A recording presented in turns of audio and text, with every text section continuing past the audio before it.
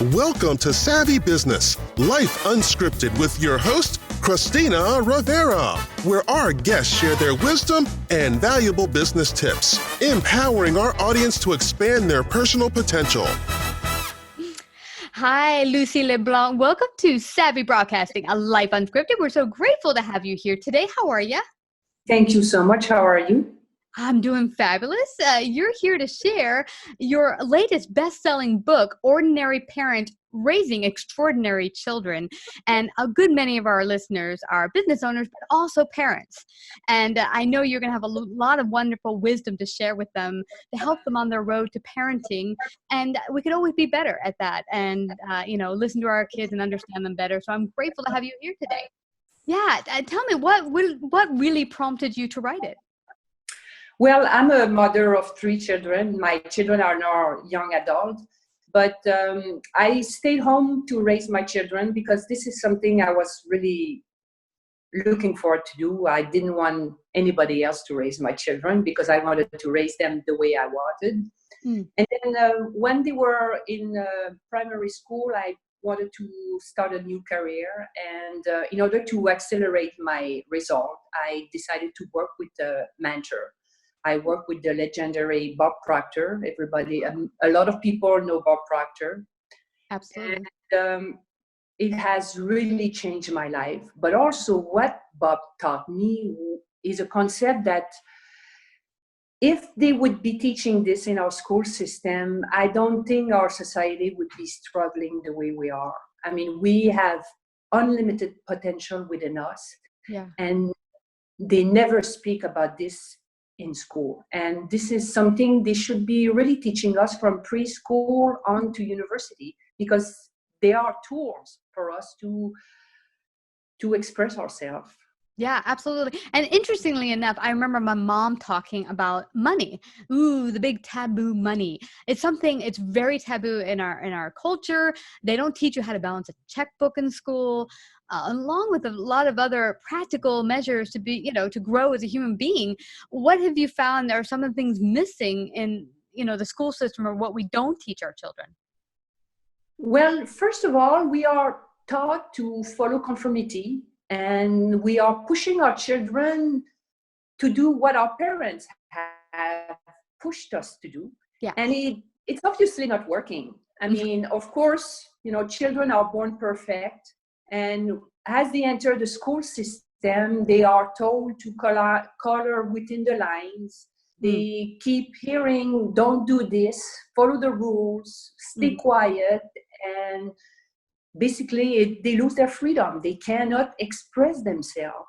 So, and as they grow older, usually by the age of 15 or 16 years of age, children have heard no far more often than yes. And they keep hearing, no, you can do this, no, you can do that, and whom you cannot become. So therefore, we slowly shut ourselves down and lose all of our great gifts that are residing in our subconscious mind. They become dormant, and then we fall into conformity. We become miserable. We stay stuck, and we do not know how to get out of this vicious circle. Yeah. And you know what I'm thinking, Lucie, is you work in fitness as well, and you help people stay fit, and you're very fit yourself. I think that vicious cycle also affects our mind, body, and spirit. It's all like a whole package. When you're feeling unresolved and not living your true, complete potential, and you feel stuck and you're just going to work in and out, like on a hamster wheel, I think that not only affects the way you feel inside, but it affects your health and everything else. Definitely. And also the way our society fix problem, oftentimes, for example, we see a lot of young children now with learning differences, either attention deficit and all sorts of other way they make learning difficult. And instead of taking these children and teaching them a different way, they tell the parents to take these children to the doctors. And of course, the doctor will prescribe medication. And medication is certainly not a way to fix problem. On the contrary, on the long run, it it accumulates, and eventually it propels us into a lot of problems that we cannot get out because we are totally enslaved into the society method of fixing problem. We don't fix problem, we hide them. And in order to fix problem, we have to go to the source of the problem and fix it right away. Yeah, it's so interesting you say that, Lucie, because I was just talking to a friend from mine last week. She was a nanny and she took care of a child who's now 30. And she said to me, she was on Ritalin or some other medications during her young youth. And then in her 20s went on to some other drugs that were not so good. And now she's had to wean herself off of it. But it's because she became used to being on drugs every day as a child. It didn't seem like a big deal getting on some other prescription drugs in college and in adulthood. It just becomes a way of life. You just like, oh, I don't feel right, or I don't want to feel this pain, so let me just take some drugs, instead of looking, why am I feeling that pain? Exactly. And also today with the social media and the technology, children are exposed to so many things that we were not exposed to. I mean, as a child, I was playing outside. I've never worried about anything. My parents were supporting me, and now children are looking at everything what other people are doing. They're comparing themselves, and then this really affects your self-esteem. And then they become depressed, anxious. They are prescribed medication, and then sadly some people end their lives. The suicide rate is climbing tremendously with the young crowd, like 10 to 14 years old, has raised in like 76% in the last year. And there is a reason for that. We are not meant to be watching everything every moment. We are meant to be loved, to be taken care of, and to be supported. And we are meant to be playing outside, being creative and expressing ourselves. Being on social media, you cannot express yourself that way. On the contrary, you repress everything, and it's very damaging on the long run. Yeah, because we also have to kind of fit into a small box of what is acceptable in society and online. I mean, as a child, one of my favorite things to do was, I was a kinetic learner. So in school, I was seen as a problem too, learning disabilities. I had dyslexia. For me, what I learned from is through nature. So I would go out into nature and walk in the woods and hike. But see, that's getting out, and that's experiencing life, you know, in reality, experiential. And I think that's kind of what's lost when you go through only digital and being online, is you lose that connection with the experiential part of life. Exactly. What was, through your research and writing your book, what have you found some ways that parents can bring that back and bring their kids into the fold of experiencing life again? Well, I think parents should be present when they are with their children. I totally understand that most parents work today. The couple, the men and women are working. They are very busy. So it is different than when we were being raised. But when you come home at night, when you pick up your child from the child care, be present. Put away all electronics, because electronics are addictive. And parents are giving phone and video games to their children so they don't have time to take care of themselves or to distract them. But it is teaching them to become addictive to their device. And addiction destroys lives. And we understand adults that we should limit our time on the phone, on the screen, but children don't understand that. It's fun. There's all sorts of color bouncing back and forth, and so they don't understand when we say, okay, that's enough. So there should be very strict rules in the house when it comes to electronic with little children. They are addictive. We don't give addictive substance to children because it will destroy them. Electronic is the same thing.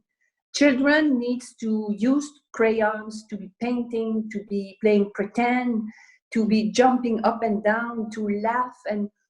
But it seems like parents don't have time to do this anymore because they come home and they are tired and But the children are our future. And if we do not take care of them today, we are heading towards a massive crisis.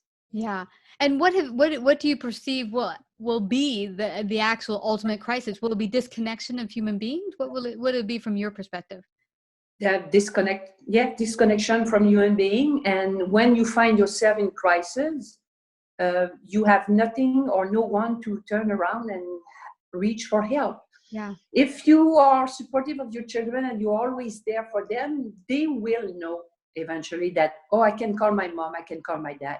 But if we don't take care of them and we rely on the phone or electronic device to take care of the children, then they turn around and they have no one to go to. And that's when there's a lot of crises happen. Children take their lives. And so, I mean, we have to do something about that.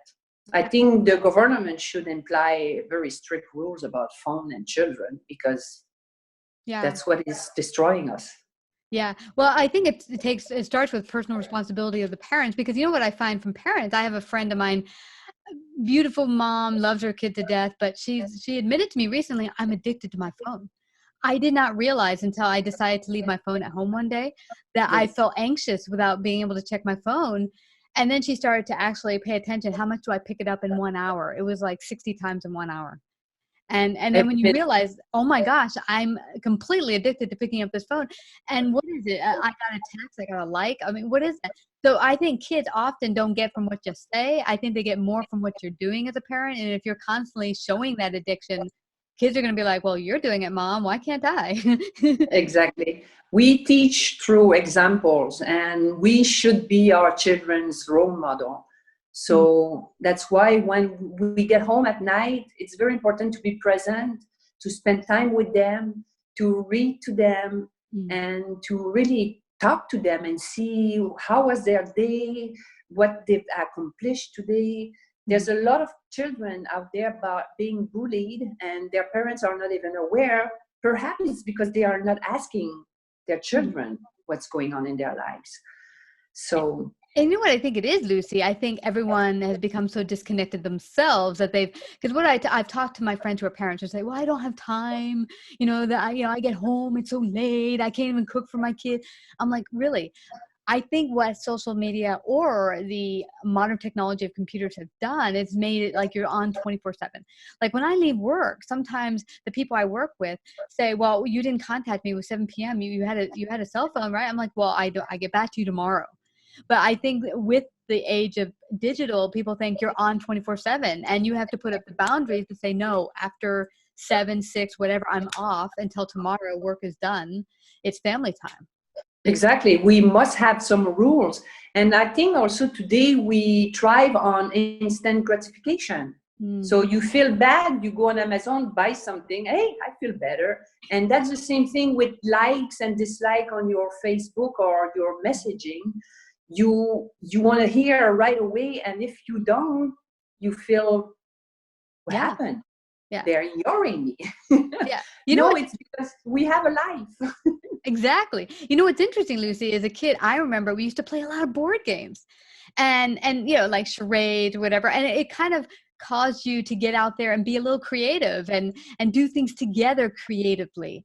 What have you found through writing your book that families could get into the creative mode with their kids? How could they do that?